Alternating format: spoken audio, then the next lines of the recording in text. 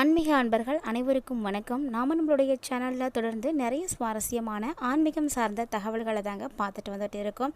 அந்த வரிசையில் இன்றைக்கி நம்ம பார்க்கக்கூடியது வரக்கூடிய 26ஆம் தேதி அன்று நிகழக்கூடிய அற்புதமான சேஷ்ட அமாவாசையை பற்றின சுவாரஸ்யமான தகவல்களையும், இந்த அமாவாசைக்கு அப்புறமா ஏற்படக்கூடிய கிரக மாற்றங்களின் அடிப்படையில் மேசராசினியர்கள் கிடைக்கக்கூடிய பலன்கள் எப்படி இருக்க போகுது அப்படின்னு தான் தெரிஞ்சுக்க போகிறோம். பொதுவாக அமாவாசை அப்படின்னாலே ரொம்பவே முக்கியமான ஒரு நாள், நல்ல நாள் அப்படின்னு தான் சொல்லணும்.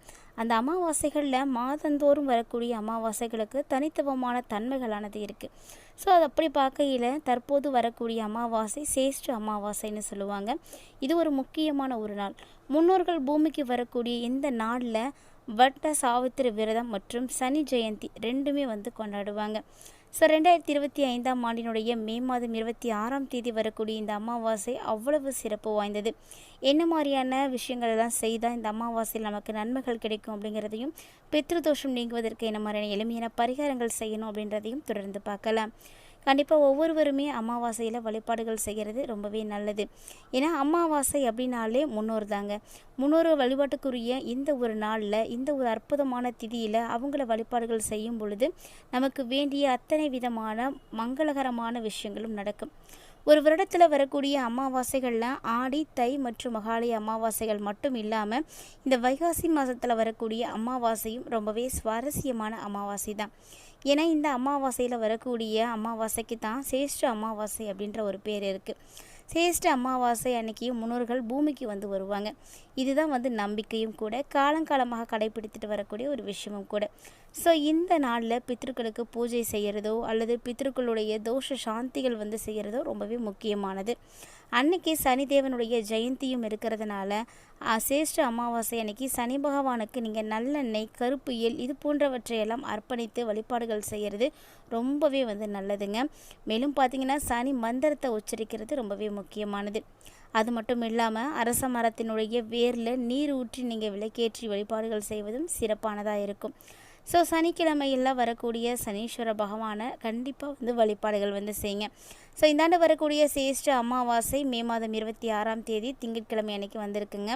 திதி ஆரம்பமாகக்கூடிய நேரம் பார்த்திங்கன்னா காலை 11:31 ஆரம்பமாகி 27ஆம் தேதி காலை 9:09 வரைக்குமே அமாவாசை திதியானது காணப்படுது. ஸோ மேலும் சிவபெருமானுக்குரிய திங்கட்கிழமை அன்னைக்கு முருகப்பெருமானுக்குரிய கிருத்திகை நட்சத்திரத்தோடு இணைந்து இந்த சேஷ்ட அமாவாசை வந்திருக்கிறதுனால ரொம்பவே சிறப்பு வாய்ந்த அமாவாசை தாங்க. ஸோ இந்த நாளில் முன்னோர்கள் வழிபாடுகள் செய்வது ரொம்பவே நல்லது. இந்த நாளில் பிரம்ம முகூர்த்தத்தில் எழுந்து புனித நதிகளில் நீராடி தியானம் செய்கிறது ரொம்பவே முக்கியமானது. ஸோ கண்டிப்பாக முடியக்கூடியவங்க, டைம் கிடைக்கிறவங்களாம் இது மாதிரி செய்யுங்க. மேலும் இந்த நாளில் தான தர்மங்கள் கொடுக்கறது ரொம்ப ரொம்ப நல்லது.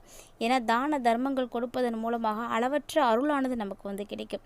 ஸோ சேஷ்ட அமாவாசை ரொம்பவே சிறப்பு வாய்ந்தது. இந்த அமாவாசையில் பித்ருக்களுடைய தோஷம் நீங்குவதற்கு பித்ரு தோஷ சாந்தி செய்கிறது தான் ரொம்ப நல்லதுன்னு சொல்லுவாங்க. ஸோ இந்த நாளில் கொடுக்கக்கூடிய தர்ப்பணம் இருக்கட்டும், அது பித்ருக்களுடைய பூஜை, இதெல்லாம் முன்னோர்களுடைய ஆன்மாவை சாந்திப்படுத்தும். அதோட ஆன்மாக்கள் சாந்தி அடையும் பொழுது அவங்க நம்ம வாழ்த்துவாங்க. அந்த வாழ்த்து நமக்கு ரொம்ப அற்புதமான முறையில் கிடைக்கும். ஸோ இதனால் பித்ருதோஷ பாதிப்புகள் எல்லாம் குறைஞ்சி துன்பங்கள் நீங்கிறதுக்கு ஆரம்பிக்கும்னு சொல்லுவாங்க. ஸோ அதனால் கண்டிப்பாக அந்த நாளில் உங்களால் முடிந்த உதவிகளை மற்றவர்களுக்கு செய்யுங்க. இந்த சேஷ்ட அமாவாசையில் நிறைய யோகா அமைப்புகளும் ஏற்பட்டிருக்குங்க. ஏன்னா சேஷ்ட அமாவாசை அப்படிங்கிறது சந்திரன் ரிஷபராசியில் உச்சத்தில் இருக்கக்கூடிய ஒரு டைமிங். அந்த நேரத்தில் சூரியன் மற்றும் புதன் ஆகிய 2 கிரகங்களுமே ரிஷபராசியில் தான் இருக்க போகிறாங்க. அதாவது கிரகங்களினுடைய ராஜா, ராணி மற்றும் இளவரசர் அப்படின்னு சொல்லக்கூடிய இந்த 3 பேருமே ஒரே ராசியில் தான் இருக்க போகிறாங்க. சூரியன், சந்திரன், புதன் இந்த 3 கிரகங்களும் ஒரே ராசியில் இருக்கும் பொழுது கண்டிப்பாக ரொம்பவே அற்புதமான மாற்றங்கள் ஏற்பட இருக்குங்க. 3 பேருமே ஒரே ராசியில் இருக்கக்கூடிய நேரத்தில் திருமண வாழ்க்கைக்கு ரொம்பவே உகந்ததாக இருக்கும். ஸோ சூரியன் மற்றும் புதனுடைய சேர்க்கையும் இந்த டைமில் இருக்கிறதுனால, இணையறதுனால புது ஆதித்ய யோகமும் கூட உருவாக போகுது. சந்திரனை தவிர சுக்கிரனும் மீனத்தில் உச்சத்தில் இருப்பார். குருவும் பார்த்திங்கன்னா சந்திரனில் இருந்து 2வது வீட்டில் இருக்க போகிறாரு. இதனால் சுனபா யோகம் அப்படின்ற ஒரு யோகமும் கூட ஏற்படுதுங்க. சனி ஜெயந்தி அன்னைக்கு சனி கிரகம் 30 ஆண்டுகளுக்கு பிறகு குருவினுடைய ராசியாக இருக்கக்கூடிய மீனத்தில் இருக்கக்கூடியது அப்படிங்கிறது ரொம்பவே சிறப்பு வாய்ந்த ஒரு அம்சமாக தான் பார்க்கப்படுது. ஸோ கட்டாயமாக இந்த பதிவில் நீங்கள் நிறைய விஷயங்களை தெரிஞ்சிட்ருப்பீங்கன்னு நினைக்கிறேன். வாங்க வாங்க இப்போ அமாவாசைக்கு அப்புறமா என்ன மாதிரியான பலன்கள் மேசராசினியர்கள் அடைய போகிறாங்க அப்படின்றதையும் பார்க்கலாம். வீடியோ ரொம்பவே இன்ட்ரெஸ்டிங்காக இருக்கும், ஸ்கிப் பண்ணிடாமல் முழுமையாக பார்த்து பயன்பெறுங்க. கூடவே பார்த்தீங்கன்னா நம்மளுடைய சேனலில் கொடுக்கப்படக்கூடிய ஆன்மீகம் சார்ந்த பரிகாரங்களையும் கண்டிப்பாக செய்து பயன்பெறுங்க. சூரிய பகவான் 2025ஆம் தேதி மே மாதம் 14ஆம் தேதி என்று ரிஷபராசிக்கு பயிற்சியாக போகிறாரு. இவர் பார்த்திங்கன்னா ஜூன் மாதம் 16ஆம் தேதி வரைக்குமே ரிஷபராசியில் தான் இருக்க போகிறாரு.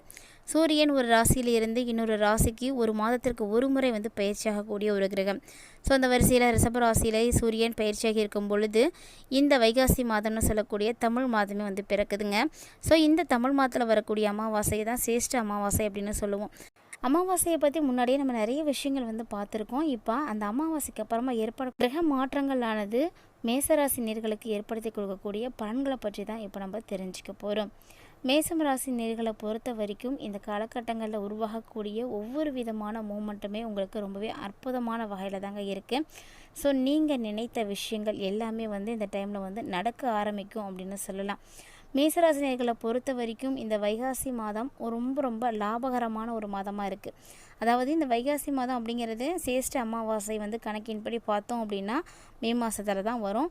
ஸோ உங்களுக்கு பார்க்கையில் இனி வரக்கூடிய அமாவாசைக்கு அப்புறமா எல்லாமே சிறப்பாக இருக்க போகுது அப்படின்னு தான் அர்த்தம். அதுவும் வியாபாரத்திலலாம் புதிய விதமான முதலீடுகள் செய்யலாமா அப்படின்ற ஒரு சந்தேகமே உங்களுக்கு வேணாம்.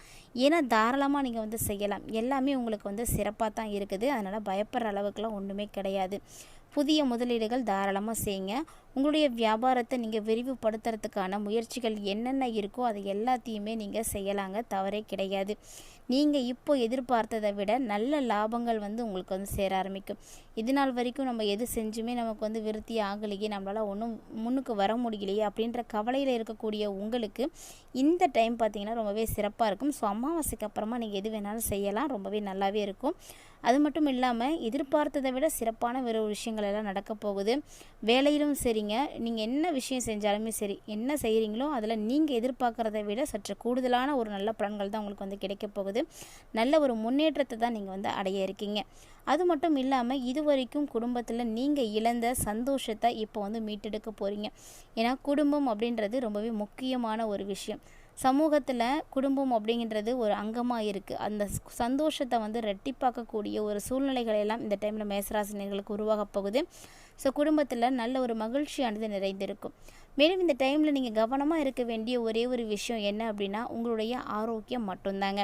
ஏன்னா ஆரோக்கியம் சம்மந்தப்பட்ட விஷயத்தில் தான் நிறைய விஷயங்களில் உங்களுக்கு பாதிப்புகளானது ஏற்பட இருக்குது. கண்டிப்பாக ஆரோக்கியத்தை நல்லபடியாக பார்த்துக்கோங்க. ஏன்னா நாம் நல்லா இருக்கோம், ஆரோக்கியமாக இருக்கோம் அப்படின்னா மட்டும்தான் கண்டிப்பாக நம்மளால் எல்லா விஷயங்களையுமே துணிந்து செய்ய முடியும். இந்த மாதத்தை பொறுத்த வரைக்கும் கண்டிப்பாக மேசராசினியர்கள் உங்களுடைய உணவு பழக்க வழக்கங்களில் நல்ல கவனம் செலுத்துங்க. அளவான உணவுகள் சாப்பிடுவதும் தேவையான உறக்கம் கொடுப்பதும் உங்களுடைய உடல் நலத்தை ஆரோக்கியமாக வச்சுருக்கிறதுக்கு உதவியாக இருக்கும். ஸோ என்ன பண்ணுறீங்கன்னா உங்களுடைய உடம்பை ஜாக்கிரதையாக பார்த்துக்கிறது அவசியமானது. ஏன் அப்படின்னா இந்த காலகட்டங்களில் சனி பகவானும் உங்களுக்கு விரயத்தில் இருக்கிறாரு. சனி விரய சனியாக இருக்கும் பொழுது நிறைய மருத்துவ செலவுகளை கட்டாயமாக ஏற்படுத்தி தான் கொடுப்பாரு. அது நம்ம எல்லாருக்கும் தெரிஞ்ச ஒரு விஷயந்தான். அதனால் நம்மளுடைய உடம்பை நம்ம நல்லா பார்த்துக்கும் பொழுது அந்த மருத்துவ செலவுகளை அதிகமாகாமல் தடுக்க முடியும், ஏற்படாமலாம் தடுக்க முடியாது.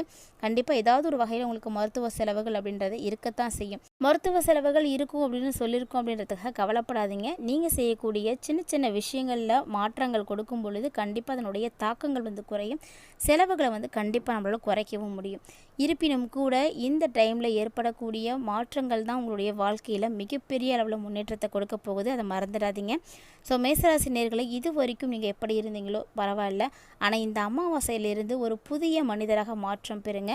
வாழ்க்கையினுடைய உச்சத்துக்கு நீங்கள் போகிறதுக்கு ரொம்பவே உதவியாக இருக்கும். கிரக அமைப்புகள் நமக்கு சரியான அளவில் சப்போர்ட்டை கொடுக்கும் பொழுது நம்மளுடைய உழைப்பு, திறமை, தன்னம்பிக்கை இதையும் கொஞ்சம் அதிகமாகவே கொடுத்தோம் அப்படின்னா நம்மளுடைய வாழ்க்கையில் நம்ம முன்னேற்றம் அடைய முடியும்.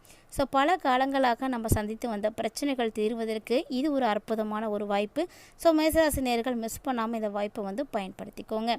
இருந்தாலுமே கூட இந்த மாதத்தில் நிகழக்கூடிய கிரக மாற்றங்களின் அடிப்படையில் உங்களுக்கு சிறப்பான பலன்கள் கிடைப்பதற்கு கண்டிப்பாக உங்களால் முடியும் அப்படின்னா முருகப்பெருமான தினந்தோறுமே வழிபாடுகள் செய்யுங்க.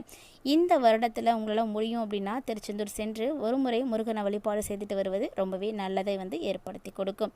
இந்த பதிவில் தமிழ் கடவுளாக இருக்கக்கூடிய முருகப்பெருமான மேச மேசராசினியர்களாகிய நீங்கள் திருச்செந்தூர் சென்று வழிபட்டு வந்திருக்கீங்க அப்படின்னா மறக்காமல் வீடியோக்கு ஒரு லைக் பண்ணுங்கள். கூடவே வீடியோ கீழே இருக்கக்கூடிய கமெண்ட் பாக்ஸில் ஓம் சரவணபவ அப்படின்ற முருகனுக்குரிய அற்புதமான மந்திரத்தை மறக்காமல் 3 முறை பதிவு செய்யுங்க. முருகனுடைய நல்லாசி கிடைக்க பெற்று உங்களுடைய வாழ்க்கையினுடைய தரம் பார்த்தீங்கன்னா உயர ஆரம்பிக்கும்.